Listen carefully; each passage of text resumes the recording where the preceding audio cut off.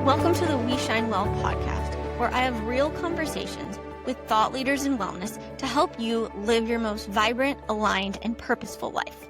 I'm your host, Zoe Kelsey, founder of We Shine Well. Here, we share honest stories, gems of wisdom, and insight to spark clarity and guide your next right step, so you can shine brighter from the inside out. Now let's dive in. Today on the We Shine Well podcast, I'm joined by someone who is bringing clarity, empowerment, and accessibility to the wellness world in a whole new way. Hannah Derrickson is a functional practitioner, wellness educator, and the founder of Wellness House, a media brand elevating the next generation of wellness professionals through education, community, and experiential events. With more than 1,500 blood panels analyzed and deep experience in skin health and preventative wellness, Hannah has a gift for translating complex data into grounded, actionable steps that support long-term health. Through her work, she empowers women to understand their bodies, expand their health span, and build meaningful careers within the wellness space. Her passion is clear. She wants people to realize how much power they actually have to prevent disease and transform their lives through everyday choices. In today's conversation, we explore what preventative wellness really looks like, how to make health approachable rather than overwhelming, and more. Let's dive in. Well, Hannah, I am so excited to have you on the podcast today. You are such a wealth of knowledge, and I might even say storyteller through all of the blood work that you do to help people truly identify what is happening in their bodies and their lives. So before we dive in, can you share a bit about your journey and what led you to functional wellness, lab work, and more? Yeah, absolutely. Thank you so much for having me. I'm so excited to be here and to chat, and just love the community that you have built. So I'll say that first. Of course, I think with every practitioner or provider in the health space, there's usually a little bit of pain for purpose in terms of, you were dealing with your own health struggles, which I absolutely did at one point in time. But I also kind of had this passion of health put on my heart from a very young age. 7th grade is my first memory of really kind of starting to dive into nutrition and what a healthy lifestyle even was, which in my opinion, I guess is pretty young. And so I really started to become fascinated with how do I take care of my body? What is the best way to eat? So I feel like this is just what I'm supposed to be doing in my life. Yeah. However, after that, I struggle with acne, had a lot of PCOS symptoms that we're hearing a lot about now. And so I kind of started my journey in the functional route towards the middle to end of college. I had still been educating myself around health topics that entire time. That time period, we kind of went from just getting our education on things like magazines and Pinterest posts to then having great books and podcasts. But I really started to get interested in the functional lab testing and more integrative space towards the end of college. And so I started working with a couple of functional practitioners. I think that every practitioner and provider has the best of intent, but there can still be gaps within the functional space. And I started to find those and not feel like I was getting the education that I needed to support me along with the protocols that I was doing.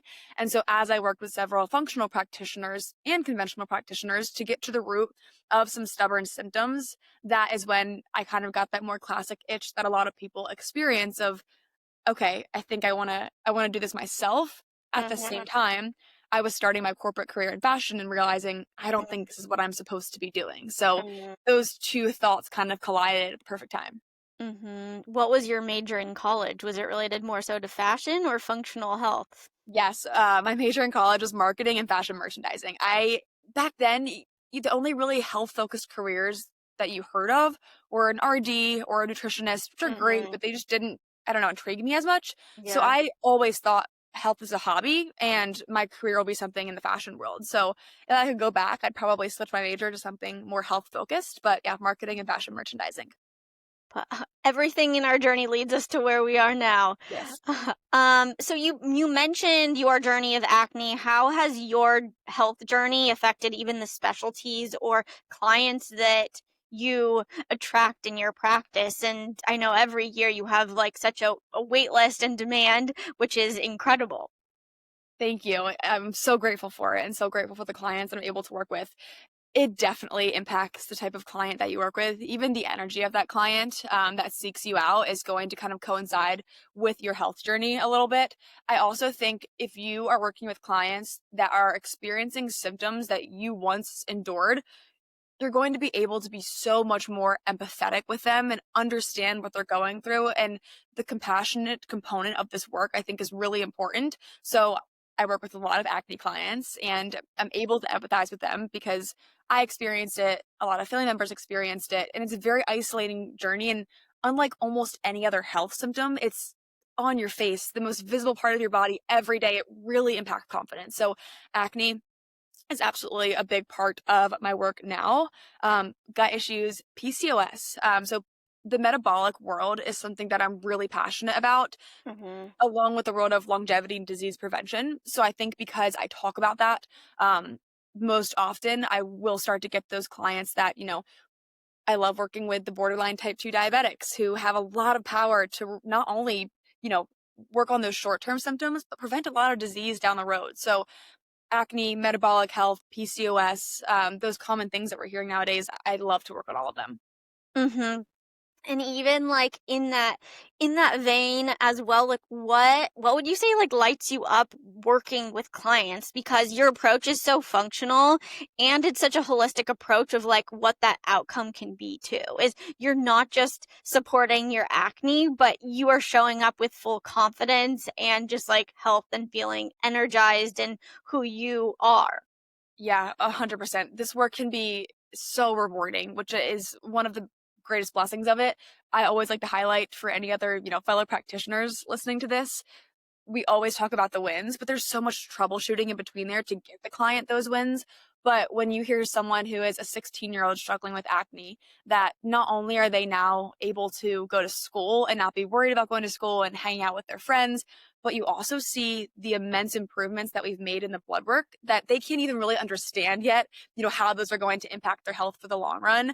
That is so rewarding. And then when I can explain to a client how we most likely just avoided medication in the future, whether that's through improving their metabolic health to prevent type 2 diabetes because they were getting to that threshold, or really improving their fasting insulin, which we know now is correlated with Alzheimer's disease. These might be things that they're not even thinking of in their 20s, 30s, or 40s.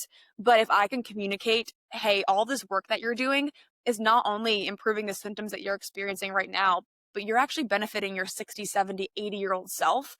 That's some of, I think, my favorite work because it's life changing. Mm-hmm.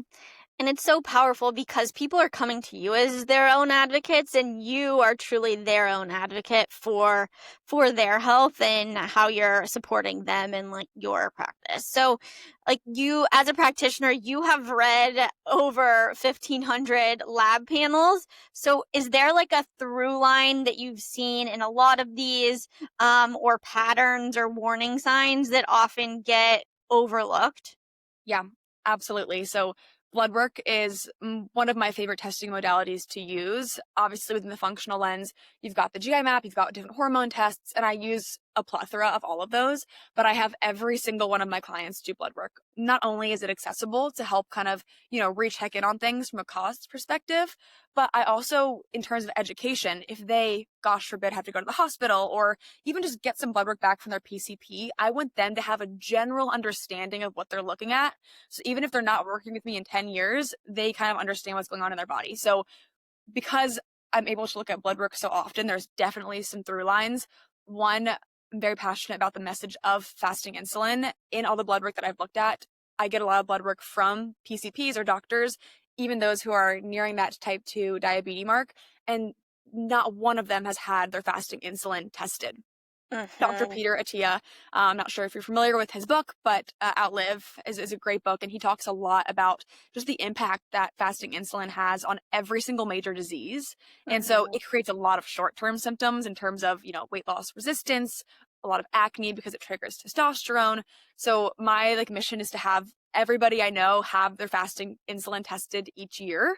So that's Mm-hmm. one through line that it's missed in the metabolic health span because even if you're testing fasting glucose and fasting glucose is in range, insulin could still be out of range. And Mm-hmm. then in Are a there any segment, other like basic labs you have people be tested for when they come to you? Yes. So some inflammatory markers, CRP, for example, is an inflammatory marker that is sometimes tested in older clients, but really Mm. not tested that often. And that's an incredible inflammatory marker because it will elevate really, really high when we start to have the C word come in the conversation. And so if we can just check that every year to at least know what kind of inflammatory state your body is in, of course, looking at, different biomarkers and painting the picture as a whole, but fasting insulin and CRP, in my opinion, are kind of like low hanging fruits to test every year. They're not that expensive and they can tell you a lot, and you can do a lot to improve them when you're working with somebody who's kind of coming at it from the right lens. Yeah. And those sound like a key to a peak, not just into today, but in the future as well. Absolutely. Absolutely. hmm And in terms of how do you help people understand their lab work? Because there are functional ranges, but there are also just like basic ranges. Can you tell me more about that and how even those frames of levels are determined? Yeah, the good thing is now I think as wellness and functional health gains more popularity, people are starting to understand the difference between the conventional ranges that you're going to see on a blood work panel when you get it back from a LabCorp or a Quest versus the functional ranges. And so essentially for somebody who's not familiar with that, the conventional ranges, those are made by an analysis of the population. And of course, the population includes people who are taking care of themselves and maybe feeling good, but it also includes people who are not. And so when we're looking at, how to solve your symptoms in the short term, but also how to promote longevity, we want to compare you to the people who are feeling their absolute best and who are in optimal health. So we want to look at those ranges. But to take it a step further, now I think the little piece that's going to be missing from these different lab testing companies, which I'm a fan of any company who is providing access to blood work like this and harping on the functional ranges, but it's not always just a matter of is this in or outside the functional range. What is the blood Mhm. work telling us as a whole? What story is it telling us? Mm. Because if CRP is a little bit elevated and every other inflammatory marker and metabolic health marker is not, that's a different story than if those metabolic markers are elevated. So it's really taking a super holistic view at the blood work. Just like we can't look at the body in siloed symptoms, we can't look at the blood work in siloed panels. We have to understand what it's trying to tell us and what those key patterns are. It's like a whole different language when you go get your blood work done and it's like, what is this even showing? So what are those companies that have those functional levels, or how can somebody even find a functional practitioner to help tell the story of what's being shown in their blood work? And I even know like thyroid levels, there can be TSH that is tested, but there are also free T3, T4 that truly need to be tested to get the full picture. Yeah. Finding a practitioner is hard. I won't lie. I feel like it's like finding a good therapist because not only do you want to feel comfortable with them just energetically and like the way they practice, but you also want to make sure they're not taking functional band-aids. And what I mean by that is let's use the thyroid, for example. The thyroid has a lot of different nuances to it. And what I usually say is a problem with a thyroid is rarely a problem with a thyroid. There's a lot Mhm. of things upstream that can impact that thyroid function. So for example, if even from a functional lens, someone's looking at the optimal ranges and saying, oh, your T3 hormones are low, you need iodine. Well, what if it's a liver conversion issue? You don't need the iodine, you just need to support the liver to convert the T4 hormones to the T3 hormones. Mhm. So I really recommend doing your due diligence with the practitioner to the best of your ability and be okay with spending time vetting them if that's okay and getting recommendations and also just like understanding the style in which they work. Um, I think knowing what your symptoms are, if it's gut issues, okay, what experience do they have in gut issues? But also what experience do they have in mold or, in something that can impact the gut that's not so obvious. So I wish I had a really black and white answer to like, where do you go? Who do you work with?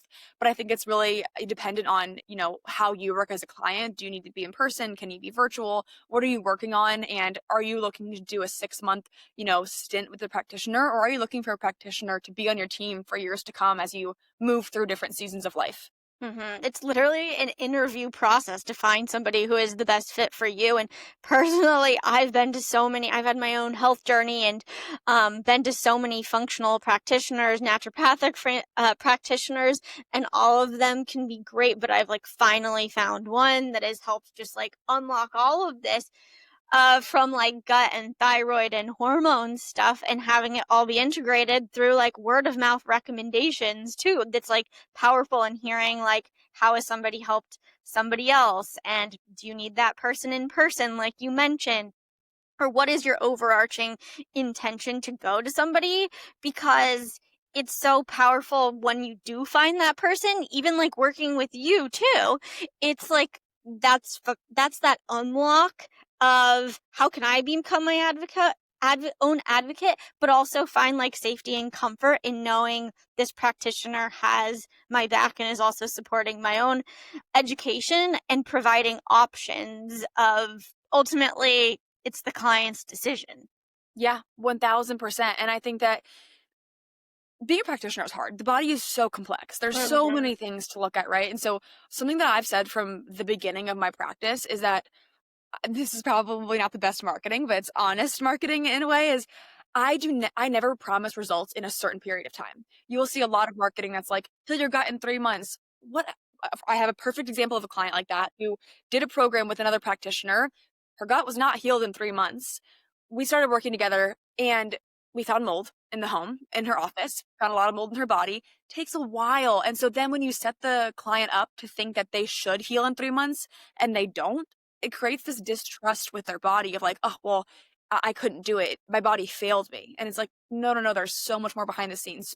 Point being, I don't even recommend looking for like, it's not about all these accolades and like what experience they have. It's also about like, are they willing to like stick it out with you and like keep digging into the research? Are they afraid of saying, I don't know? Because there's a lot of times where there's complex cases and I want to go to another practitioner, get a second opinion. Like, hey, am I looking at this the right way? Do you have any other thoughts here? And in my opinion, a practitioner who's willing to go do that work for you and spend the extra time to figure it out and is okay with putting their ego aside to say, I don't know, is always going to be better to have on your team than a practitioner who maybe has all the credentials in the world and is very expensive, but they don't give you the time of day to really know you. Does that make sense? No, that makes complete sense too.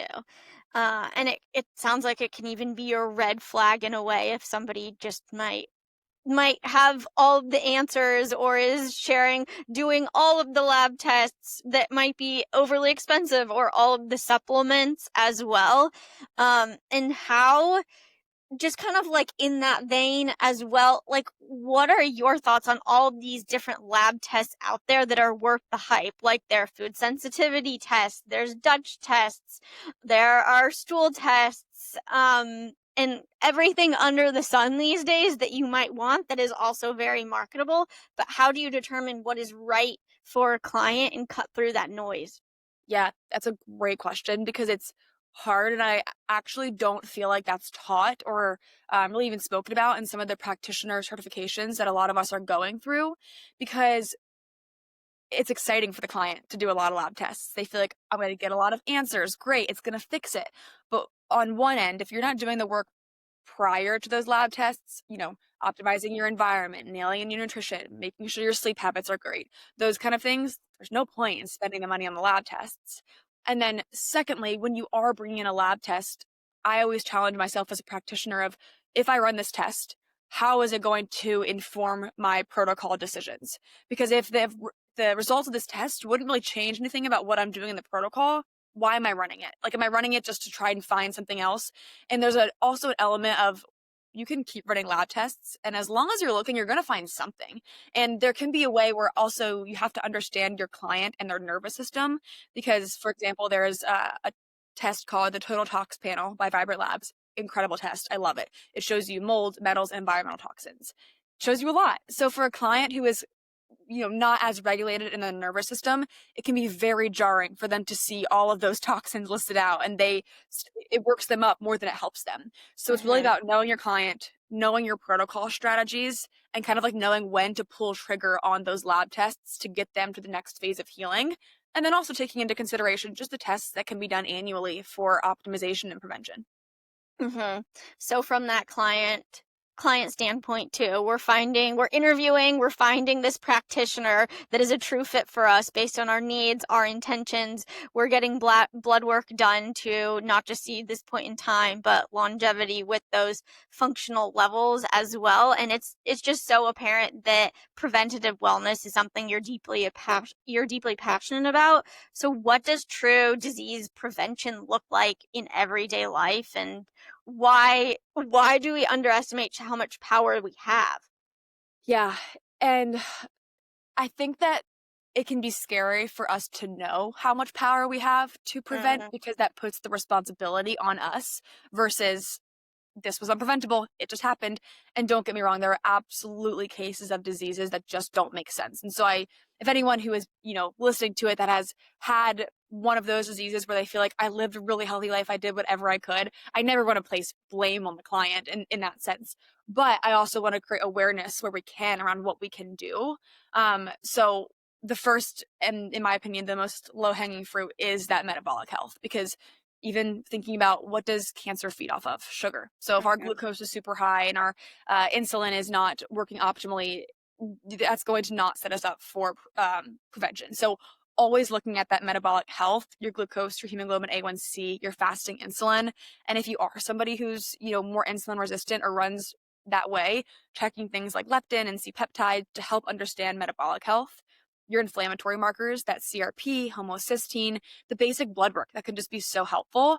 I also there's a new company called newer company called Healthgevity, who I mhm, just spoke with the founder yesterday, and he said something that I really love, which is that we're only as healthy as our immune system, and our mm, immune system can decline as we age. And so white blood cells are the cheapest marker to run in blood work. A CBC panel is like $3. That includes white blood cells, and they're your body's immune soldiers.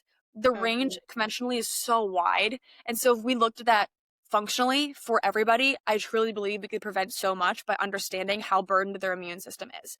That leads me to my next point, which is that I think a lot of the even symptoms that we're seeing are due to a toxin issue.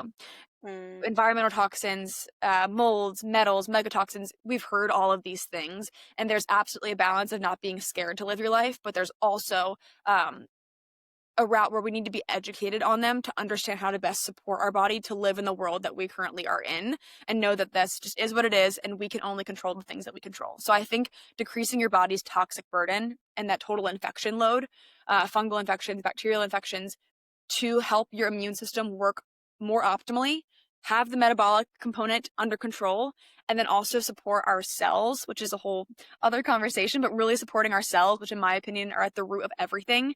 When you think of mhm, cancer, it's a bad cell. How do we keep our cells super healthy? That's kind of the trifecta, in my opinion, at this point in my research and studying right now to prevent the best of our ability. mhm. Well, let's actually talk about cells and metabolic health. Can you simplify what metabolic health is? Because sometimes I think it can be simplified in terms of like it's the engine you have within your body that helps you just go. But how would you describe metabolic health to somebody, or how do you to clients that are trying to better understand what that actually means, and how does that come to life, or what are those signals and symptoms to know that it's off? Yeah, love this question, and I think it also really ties into the cellular health conversation because they're very intertwined. So most commonly, we hear about blood sugar spikes and blood sugar dysregulation. Eating higher sugar or carbohydrate foods, spiking our blood sugar. We hear a lot about now on social media about cortisol and spiking blood sugar. That is just one component of the conversation. And the majority of clients that I see now, if not all of them, are already doing the things to optimize blood sugar from a nutrition and lifestyle perspective.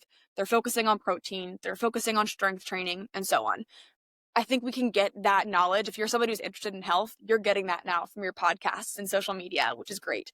But we then have to look at the next layer because I've had clients who are living some of the healthiest lifestyles I've ever seen, and they're in the pre diabetic range. So then we're like, well, what's Mhm, impacting this metabolic health? There could be a lot of things. So, one component is that toxic component, underlying infection component. if you have an excess amount of bacteria or fungal overgrowth in the gut that's causing inflammation, your body sends out cortisol to help heal that inflammation in the same way that if you get a cut on your hand, it's going to turn red and puffy to heal. That's cortisol getting sent to the surface. So we have Mm-hmm. these other little fires that can be going on internally that are causing cortisol and stress and inflammation to happen in our body, and that's going to impact blood sugar. Anything that's going to cause our blood sugar to go up causes our pancreas to secrete insulin to help shuttle that glucose to get where it needs to go. When we think of the cell, the metaphor that I like to use to describe it is we want our cells to be nice and fluid. We don't want them to be quote unquote leaky, kind of like we heard leaky gut. We don't want leaky cells. We want them to be Mm-hmm. nice and strong and intact and have this door that opens really easily. So essentially, insulin is like the key that unlocks that door on your cell that lets blood sugar in. If that door in your cell is super rusty and the door won't open and insulin can't get it open to let the glucose in, that's when it's going to have to be stored somewhere else, which, yes, it will go to your muscles, brain, you'll use it as fuel, but it can also then be stored as fat. Then the pancreas secretes more insulin to try and get this blood sugar down.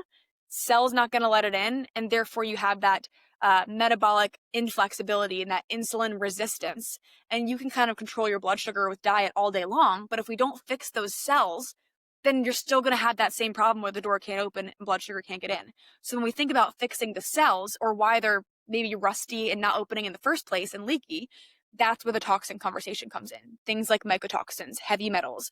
Why are they there impacting the cell membrane? How can we lower them to the best of our ability and support our cells with healthy fats, phospholipids, omegas to make them really strong and fluid so that entire metabolic process can happen as it should. Mm-hmm. Yeah, I mean that metaphor is powerful as if we think of these just rusty cells, how do we assume that we are going to have a metabolism or the energy to execute on just even basic functions throughout the day too? And even thinking about the metaphor or just actual talk about like having a wound and how is that healed and how inflammation comes in, because if there's inflammation or dysregulation in an area, that's where our body funnels everything and all of its energy and not to the optimal function. Because it's like, how can we live and survive? And that even goes to hormones too. If there's like missing periods or something like that, it's like, where is there stress in the body that is not being attuned to or taken care of? And then it's also, you haven't mentioned it too yet, but it's like, what is that mitochondria function in each of those cells? Mm-hmm. If we go back to like high school biology, what is that energetic center that's truly fueling each cell, and how can we make sure that that's like there's healthy turnover and cell death and repopulation as well by fueling our metabolism, it sounds. Absolutely. I think mitochondria, even as we, hear about these different mitochondrial peptides now and how do we impact the mitochondria to work more efficiently, we can do all those things. I'm actually a fan of peptides in some scenarios and NAD and all of that great stuff, but also looking at that toxin exposure too and knowing that if we have kind of those quote bad guys in the cell, the metals, the mycotoxins, the environmental toxins, they're going to impact that mitochondria inside the cell. But if we can get those out and get more good guys like minerals in the cell, that's also going to really promote that optimal mitochondrial function. Quick break. This time of year always feels like a transitional season for me. When my energy's shifting, my hormones are asking for a little extra love, and I'm paying closer attention to what actually supports me day to day. Right now, as a founder, my days feel pretty full. And that's why I lean on simple rituals that actually support my energy and now has quality products that make it easy. I start my day with Now's Magtine powder for cognitive support and mental clarity, especially when I need to be focused for recording podcasts, hosting events, and more. Midday, I'll grab my favorite homemade trail mix with Now's raw pumpkin seeds, such an easy pick-me-up and a bonus for hormone support. When I need a quick reset between calls, I keep Now's Blissful Balance Aroma Mist nearby. A couple sprays helps me refocus without reaching for more caffeine. And at night, I wind things down with Now's Gentle Balance Cream Cleanser and diffusing the lavender essential oil from their Let There Be Peace and Quiet kit to tell my nervous system that it's time to chill out. I trust now because they're quality obsessed, running over 31,000 quality tests every month, so I know exactly what I'm putting in my body and on my body. To support your mind and body, head to nowfoods.com and use code WeShine for 20% off products you can trust through the end of the year. This statement has not been evaluated by the FDA. These products are not intended to diagnose, treat, cure, or prevent any disease. And then when it comes to just like everyday life, what are these things that we can do to support our metabolic health, longevity, blood sugar, all the things? Yeah. I feel like if you asked me this 2 years ago, my answers would be so different, and I would try not to give, like, the generic advice, but the further I've gotten into practice, the more I've realized how important a couple of key things are. One, which is light exposure. Just we hear it all the time, "Get sunlight in your eyes in the morning, blue light, X, Y, or Z." It really is so important to our mitochondria. I go back to the example of, the Yellowstone spinoff. I think it was, like, 1823 or 1886. I'm mixing up some numbers there. But that's an extreme example, but if you watch that show, they're, getting out of their cabins or tents or whatever it is to see the sunlight in the morning. When it's dark, they have candles, like, they're not looking at screens and lights, they're eating what's around them, and obviously we can't go back to that, nor do we really want to, but the point being, that light exposure, eating as locally and seasonally as you can, those 2 things right there will further your health more than I would say, a very high percentage of supplements on the market. So those are really important for optimal mitochondrial function. Of course, your sleep, and then look at the air and water that you're intaking. Air filters in your environment if you can, water filters that are filtering out the metals and things of that nature that will impact the cells and strip the minerals. So those key things are not the fun and sexy things that people like because it's not an easy supplement you can order right after this episode or whatever it may be. But I just really encourage everyone to look at them. I'm even encouraging myself. It's still our lifestyle right now. I'm in New York City. It's not conducive to optimal light exposure and sunrise and sunset. But if I can get closer to that, I know that will pay dividends, especially when I then have that foundation and stack that with certain supplements, peptides, whatever it is. If somebody is overwhelmed even by all of those things, what are the 1 to 2 that they should prioritize to truly optimize? Yeah, I would say light exposure. It does not have to be an hour-long walk in the morning. Like, if you just can open your window or open your curtains and look out your window before looking at your phone, it's a great start. And then getting blue light glasses just to wear at night while you are working or you are watching a screen, perfect. Like that, those can be 2 things that barely take any time or change your day drastically.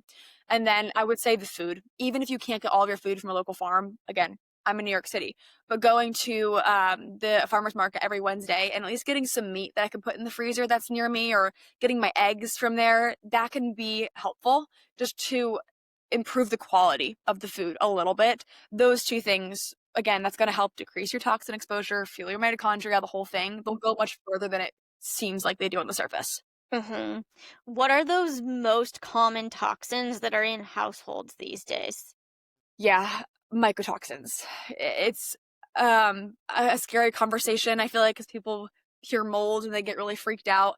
Our bodies have a lot of capacity to detox, is the first thing that I'll say. We're exposed to things all the time, and our bodies are really good at detoxing it. It's just when it becomes too much too fast for us to handle, and everyone's detox capacities are different. So I think mold and mycotoxins are probably the biggest, in my opinion, household issue that I've seen. Bathrooms, behind drywall, depends on your climate, of course.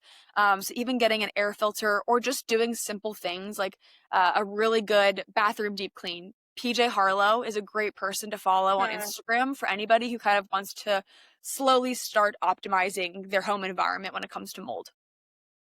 I've had my own mold journey. It's been so fun in Santa Barbara. There's so much moisture in the air. I have a dehumidifier and literally have to dump it like every couple of days. Which is like a blessing and a curse to be able to live so close to the ocean, but it's also like what can the impact be to our health in that way too? Yeah, absolutely. And I think building biologists is a career path where they, can help build your home in a way that makes it not as conducive for things like mold to grow.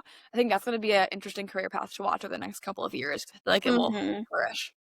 Well, and even those like toxins in our home or food, like some people still like have Febreze air fresheners or cleaners. In terms of that, tactically every day, what are products that you recommend being swapped, like Yes. non-negotiably? Great question. Cleaning supplies, and I would say, like, even to take it a step further than that, dishwasher tablets and dish soap, like what you're eating off of every single day, and then laundry detergent, like dishwasher, dish soap, laundry detergent, then any like surface cleaners that you're using for the kitchen counters or the bathroom. Those would be my first go-tos. And then before even going a step beyond that in terms of cleaning supplies, I would look at the products you're putting on your skin: shampoos, body washes, things like that, perfumes. Mm-hmm. Yeah. So it's not just on our skin, it absorbs into our I skin too. know, I know. And take it, I feel like I'm assuming a lot of people who might be listening to this podcast are somewhere along in their journey of like swapping out things, but it doesn't have to be this huge overnight, switch. I feel like a lot of people on social make it seem like that or just have done it. And so it makes you feel like you have to, which there's nothing wrong with, but it can be a very, very, very slow swap. Yeah. When I think about it too, is like how can you replace once you run out of things Exactly. as well? And Exactly. even cleaning supplies. Like I love Branch Basics and Koala Eco. They're two great Same. ones that just they smell amazing too with essential oils and it doesn't smell fake. Yep. Yeah. I use both of them. The Koala Eco laundry detergent is my favorite. The Branch Basics like counter solution is my favorite. So yeah, there's some really great products out on the market nowadays, which is great and that are cost effective. Branch Basics is the target now, so it's the barriers are being broken down. Mm-hmm. Yeah, definitely. I also want to touch on supplements. There are so many supplements that are out there. Are there basic supplements you recommend for everyone? And how do you help people determine which supplements to actually take so they aren't just having expensive pee? 100%, yes. So we are taught to understand, I think, kind of like, what supplements does the body need? What does everybody need? Is it probiotics? Is it vitamin D? Is it fish oil? Like you hear a lot of those common ones. Um, and and now as the industry grows, I think like frontline priority is more so before we look at what supplements to take, what companies do we feel comfortable buying from? Because the third party testing, the manufacturing processes, the certificates of analysis, those are all really important. And not only do I not want you to have expensive pee where the supplements aren't doing anything for Mm-hmm. you, but I don't want those supplements to actually be causing more harm than good because they weren't tested properly for things like heavy metals that can be contaminated.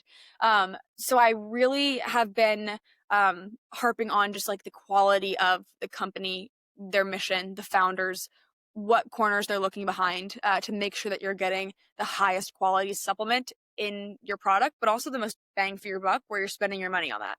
A couple of companies. Body Bio is a company that is probably my most used company in practice. They are really honed in on the cellular health, and Yeah. they have done this for years. Jess Kane is a CMO. She's incredible, very smart. She's on a lot of podcasts. But her grandfather was the one who started the Mm-hmm. company because he was doing fatty acid analysis research and working with very complex client cases. So when we think about what that company is rooted in, it's science and it's results for people. But now they also oversee all their manufacturing processes, which is very rare, but especially important for a company who's dealing with fats that can oxidize. So they're a company that I love. I just mentioned Healthspan, where I met with the founder yesterday. We went through his COAs, not only his COAs for the raw materials, but the actual third party testing for the finished product as a whole. There's so Mm-hmm. many sneaky ways And where companies, what are COAs? yes, certificates of analysis. So it will show you the makeup of the product, the heavy metal testing, all of like the whole makeup, so that you can ensure you're getting a good product and it's not contaminated. And so you have that for the raw materials, but then you also want to see the third party testing for the finished good when everything's added in, like what's going in that capsule, let's say. So some companies are starting to share those now and be really transparent about them. Some probably never will. And so it's a good thing to look at. So Healthspan is a company that's making really incredible formulations, but also oral peptides that I think are going to be pretty big. So yeah, many of the companies, Supreme Nutrition, Core Formulas. I love to know the founder, their mission, their origin of starting the company, and then see also what results it warrants in practice and in blood work. Yeah, definitely. I feel like another company that is just like more affordable, as well as like Now Foods that tests things just very Yeah. rigorously, Yeah. too. Yeah, and then in terms of like how do you determine what supplements people should be taking? Because there's so many marketed out there of like, oh my God, like I want to optimize my metabolism or gut or lose weight. Yeah. I one really like to make sure every one of my clients knows why they're taking a supplement. So pretty much every one of my clients is on Body Bio PC. The reason for that, it's phospholipid complex. It's going to help strengthen those cell membranes. We all need the extra cell support with the toxin exposures. That's a complicated product to understand at times when you look at the makeup of it. So that's one that's usually in every protocol. And then from there, it's all blood work based. So if they are dealing with metabolic issues, adding in specific blood sugar and insulin supports can be really helpful, but I'm really individualizing it for every client based off of the blood work. In addition to knowing that there's certain supplements that I do like rotated in every year for prevention. So I'll go through a round of, for example, Supreme Nutrition Golden Thread, which is an herbal that's antifungal, antibacterial, but also really supportive for the liver and blood sugar to kind of clean house a little bit once a year at least. So I'm always looking at my own labs too, but there's a lot of what I like to call rotational foundational supplements. Mm-hmm. I mean, I've taken Bio's protocol and it's helped me just like detox from mold. Not Mm-hmm. sponsored, I promise. Yeah, 100%. Yeah, it's incredible the results that it gets, and they do a lot of like just other clinical testing as well for the results of the product, not just the product themselves. Yeah, like glutathione. There's a lot of great supports now. I think it's overwhelming how many they are. So the most important part is like educating the clients on when, why, and how to take them. What do you think about probiotics and multivitamins? Because I think some people think of those as core and foundational. Yeah, I am not in the camp personally that probiotics need to be taken every day ongoing for everybody. I think that's previously the way they were marketed to us, like everyone needs a probiotic every day. But I've looked at many, many, many GI maps, which is a gut test, a stool test, and it will show you the quote good bacteria in your gut. Almost all of them are fine in the good bacteria when they're not taking probiotics. It's the bad bacteria that's not optimal. And yes, you can argue that the probiotics can help calm down the bad bacteria, and to an extent they will, but you can also be elevated in the good bacteria, and a probiotic in that case can be throwing fuel on the fire. So I like to use probiotics when I've seen the testing to warrant them. Mm-hmm. And what do you think about creatine and peptides? I feel like those are two that are huge right now. Yeah, I love creatine, but I do think it's a little bit overhyped. Like any social media trend, like I've been taking it for years. I still take it and I love it. Obviously, a lot of muscle benefits, cognitive benefits. So I like that, but I wouldn't like rely on the creatine to be a huge needle mover. I think a lot of some social media people will say like, oh, this built X, Y, and Z muscle. This changed my body. There's probably a lot of other things behind the scenes that made those results happen. So love creatine. I'm a fan of it. My only caveat is that it can spike IGF-1 for those who are struggling with Mm. acne. That more like hormonal acne or on the jawline, creatine might not be your friend for a little bit. So there's always a case by case basis. And then when it comes to peptides, lots to unpack with that conversation, but I think in short, they're amazing. Like when done correctly, with the right strategy, with the right person, and with the other supports that need to be involved, they can warrant life-changing results and will tremendously help us get further towards longevity and disease prevention.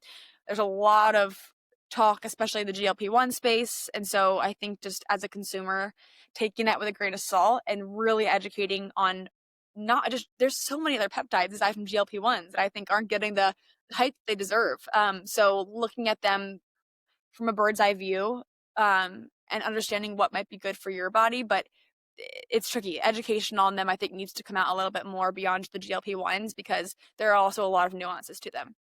Are there a couple others we should know about? And I know you touched on there will be companies are talking about oral peptides too. Like, what do you think of the future of peptides will be?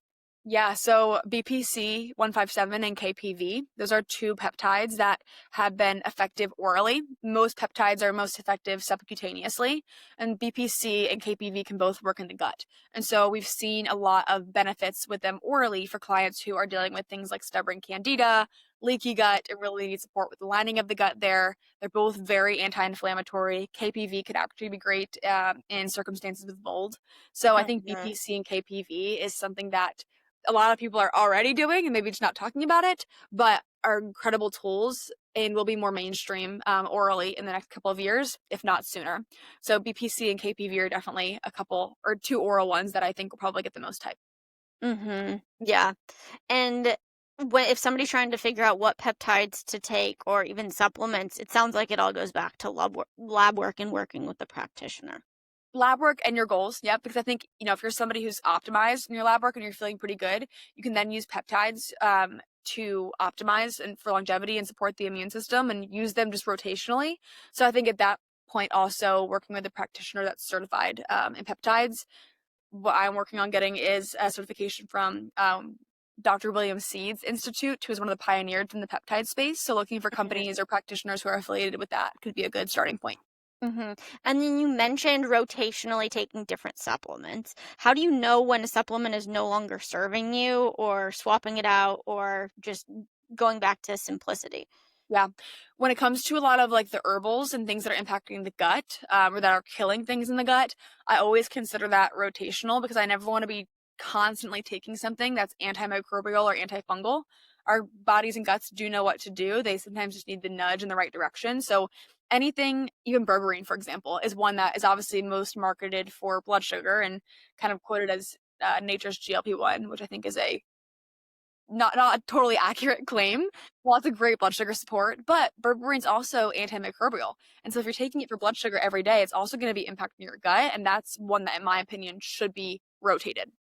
Mhm. Glutathione, I think, depends on your age. If I'm talking to somebody who's 60 versus 30, there's going to be different recommendations there because glutathione production will deplete as you age. So if you're 60 and you want to take it more frequently, I understand that. I think that's great. If you're 30, we also want to question why is your body not producing your own or glutathione. So I think glutathione is a good example of like I pulse that in. I pulse it in when I travel based on my testing, based off mycotoxin levels, where I'm staying, and so on. Mhm. And what do you think about like a full metabolic panel? I feel like most practitioners going to them do a full metabolic panel in addition to like having those core longevity markers that you mentioned, Yep. testing those. Full metabolic panel, CMP, you want to see the liver, the kidneys, the electrolyte markers, absolutely. Hmm. And when do you recommend that somebody would do like a full mineral analysis or like heavy metal testing? Yeah. So I think that can be spaced out a little further depending on your symptoms. I do think that we're going to get to the point where we see toxin based testing rotated in a little bit more. Because again, if you go looking, you're going to find something. We're never going to be completely toxin free, of course. And so I think I've been playing around with kind of the guidance of testing mycotoxins, metals, and environmental toxins every 1 to 3 years just to make Hmm. sure if you are somebody who is prepping for fertility, I would definitely do it before then because especially metals will be passed down from mom to baby. So of course depends on the season of your life, but I do think looking at those every 1 to 3 years can be helpful just to understand if there's a certain toxin or mycotoxin strain that's just getting a little bit too high. Hmm. Yeah. And then just in terms of there's just like so much information here. What do you feel like the future of like blood work and testing is? Yeah, I think that we're going to see the functional space change from a couple of different lenses. Obviously, you have the like in-person clinics that are doing things like IV therapy, hyperbaric oxygen chambers, which are great. And I'm a huge fan of those. And I think those are operating on a little bit more of like a annual lens and like preventative lens. I think looking at practitioners nowadays who are running virtual practices like myself, we have previously seen, these package-based services, 3-month packages, 6-month packages, 4-month packages, whatever it is, and Mhm. kind of promoting healing in that timeline. I think that's going to change because yes, people are wanting results, but they're also wanting to build their health team for the long haul. So where I'm kind of restructuring my practice is how do we build annual plans for clients to know that, hey, you're feeling good now, your symptoms are in check. Great. Let's test your blood work at least twice this year. Let's make sure that we run a GI map because we know in your last test your calprotectin was elevated. Like, how do we build these annual health plans versus this 3 months of intense work to promote longevity and cycle in what your body is needing, if that makes sense. Yeah, definitely. And it sounds like that is just such a holistic approach too, and everything that you do is so individually focused. How do you think about nervous system regulation and the unexpected as well in terms of planning, but also the agility? Yes. My like least favorite word to say in client consults is stress because I think it's been overused and most people think about mental and emotional stress. So not there can be like internal biochemical stress and there's also just this outlet of like some stress is just not going to be, completely mitigated. If I've got a mom with 4 kids and she's working, like there's going to be some stress there. So how do we support your body while doing it versus trying to mitigate it completely? And so it's a balance, in my opinion, of not getting stressed about the stress, but understanding just how much a role of the nervous system and the subconscious mind play a role in our health. I had a client yesterday, for example, where we've been working on her gut health and constipation. We've gotten pretty much every other symptom kind of under wraps, and she's feeling so much better. And she said, I feel just so much better in my body. I'm not sure how to describe that, but I just kind of like Mm. know what it needs. And I feel like my starting point every day is just higher. And I'm not scared if like she had to take an antibiotic for an infection. She was like, it's okay, we'll figure it out. And that progress to me of like not being overstimulated by having to take an antibiotic versus 6 months ago, she would have freaked out thinking it's going to ruin her gut health completely. Mhm. That's healing. Like that's things that you can't track in the blood work and you can't really tangibly see all at once, but is going to be probably the most impactful change for her health over the next 50 years. Mhm. And that's powerful, and true functional working with a true functional practitioner can sometimes be more of an investment in terms of it's not a quick fix. It's not going to the doctor and having a medication, but it's truly that longevity as well. So there understandably can be barrier to entry at times because it's not just necessarily here's a quick fix pill that will fix everything. But as you mentioned, there's also how can there be a time and space to have both? Yep, absolutely. Mhm. It's a marriage. Yeah. Okay, so in terms of wellness trends, what are those that you think are the most under and overrated?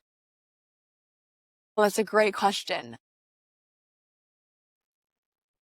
Overrated, I would say we're right now we're seeing the vibration plate all over TikTok.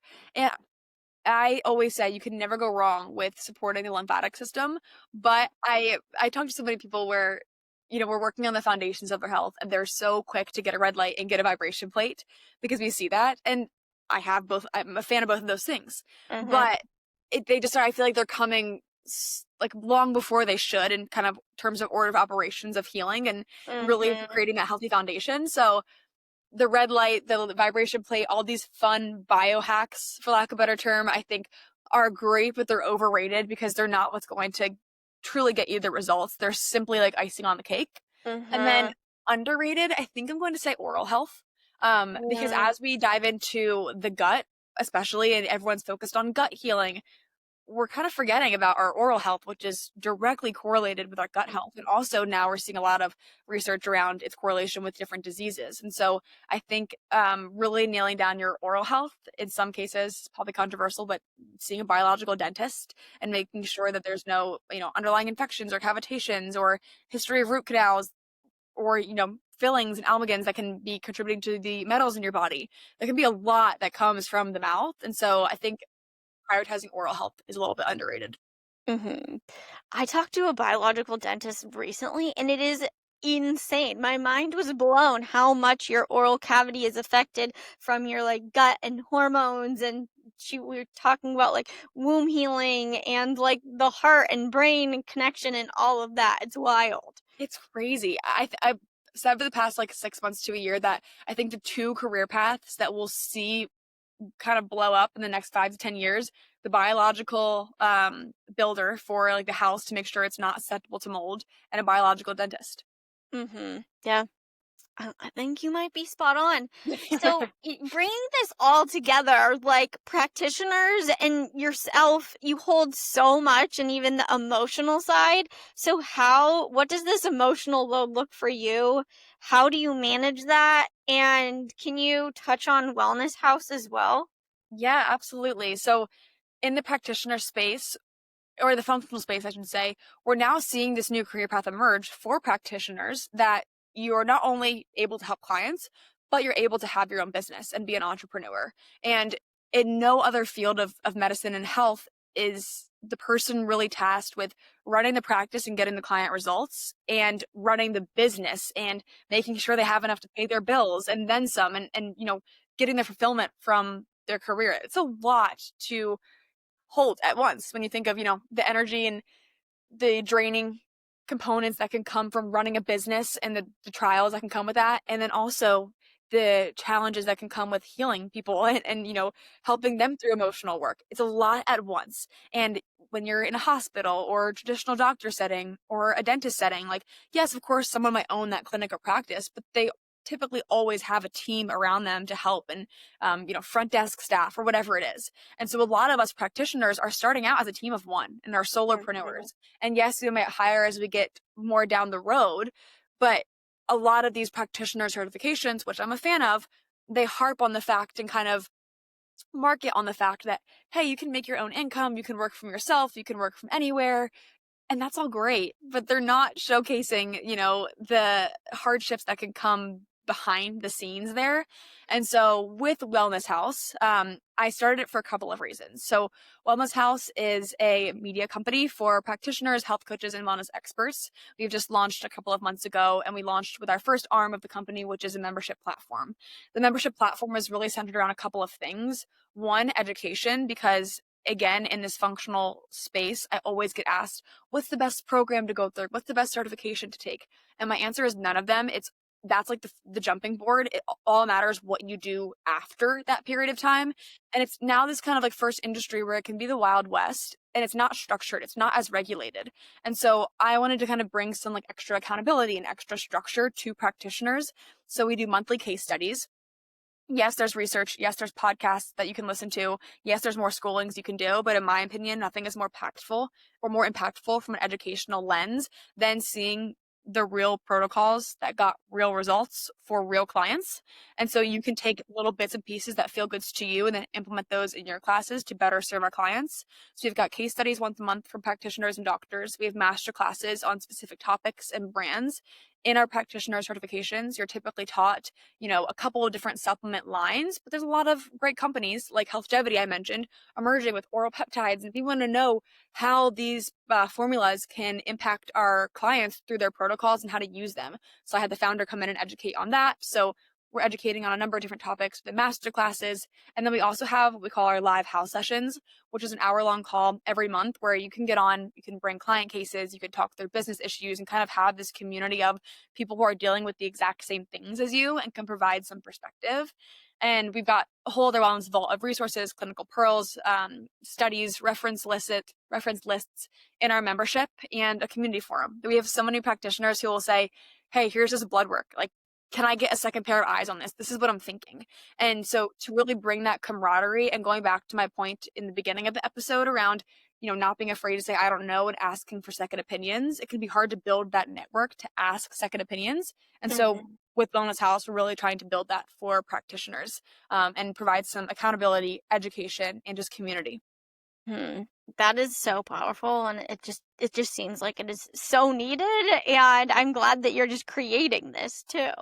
Thank you. It's been so fun to see you the past couple of months and welcome the practitioners in and hear their story, hear the origin of their practice, who they're helping, see their client results, where they're going with their businesses. Because I also believe that as practitioners who are running virtual practices, if done correctly, we have a lot of power to create a very intentional life that we want to in terms of, maybe motherhoods in our future or taking a certain amount of time off per year while still helping clients and elevating their lives through health.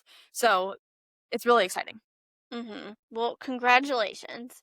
So Thank you. just kind of packaging all of this up too. It's like, how can we find a practitioner we like, truly interview them? When we get lab work, have that metabolic panel looking at those inflammatory markers in terms of supplements. What are those ones that are truly serving us? Taking that body bio PC, as well as working with a practitioner, determine what those are, making sure we are being mindful of our circadian rhythm and sleep and seeing light in the morning, and at night, what is that toxic load in our house, and kind of swapping all of those things. And I think it comes back to too, how can we tune into what is exactly right for us in this season outside of all of the noise? You hit it all. That was good memory. So, what is one truth or reminder you want everyone listening to take with them today? I think it would be that you have a lot of power to control your health, and don't let that overwhelm you. Let it motivate you to kind of like move the needle even 0.1% every day. Mm-hmm. It's powerful. And where can listeners connect with you, learn from you, work from you, or work with you, and even practitioners with Wellness House as well? Yes. So Instagram is at Hannah Brook Wellness. Website is hannahbrookwellness.com. And then Wellness House is Wellness House Official on Instagram. Website to be launched in the near future. Beautiful. Well, thank you for this incredible conversation. We'll link everything in the show notes. And I'm so excited to share all of your knowledge with the world. Thank you so much for having me. I love what you're building with We Shine Well and love connecting with your community. So thank you. Thank you. Thank you for tuning in to the We Shine Well podcast. If today's conversation lit something up in you, I'd love for you to share it with a friend, leave us a review, and dive deeper each week by subscribing to our Substack in the show notes to interact with guests and discover more resources to expand you. Until next time, keep trusting your right next step and keep shining, my friend.